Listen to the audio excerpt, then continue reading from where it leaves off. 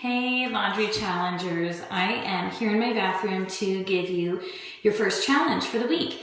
Don't worry if you haven't received your package yet. Hopefully you guys saw the little post that I did put out that there's a couple of you that joined late last week, and so I actually mailed those packages out this morning. So you'll be getting them midweek. So whenever you get them, then just jump back to these challenges and you can get started. And if you have your supplies, then you can go ahead and get started today. So my first challenge for you is to look at your dryer vent filter, okay?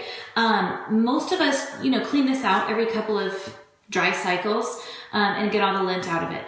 But what you might not be aware of is if you're using dryer sheets, especially dryer sheets, they're going to be your biggest culprit.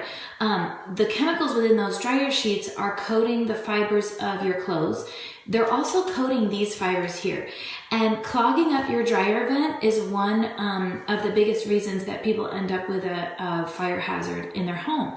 So I want you to take yours out of your dryer, and I want you to run it under water. Now let me see if I can help you guys see this. Now let me turn my camera around, sorry. Okay, this will be better. So I want you to take your dryer vent out, and I want you to run some water. Now you can see that the water is going through my dryer vent. It's not cooling up and not wanting to go through. So that shows you that my dryer vent is clean, okay?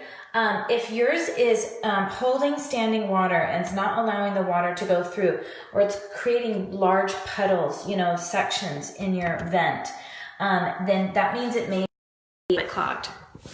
That means you may have a clogged vent where it's not allowing the air to pass through easily, okay?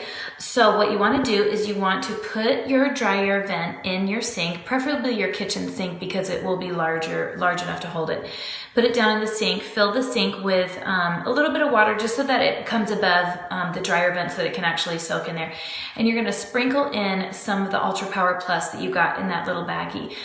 You really don't need much. It's, just a pinch and sprinkle it around, swish it around in there, and allow that dryer vent to soak for up to an hour. It doesn't have to be a long time, but just let it sit there so that the detergent can do its work, removing some of that gunky buildup that is on your filter. And then rinse it clean and dry it and stick it back in your dryer, okay? So that's your first challenge to do with your laundry stuff. And then the other idea that I have for your dryer is using the odor eliminator. So if you're not using dryer sheets, really your dryer should have no smell at all, but sometimes we leave our clothes in the wash like too long.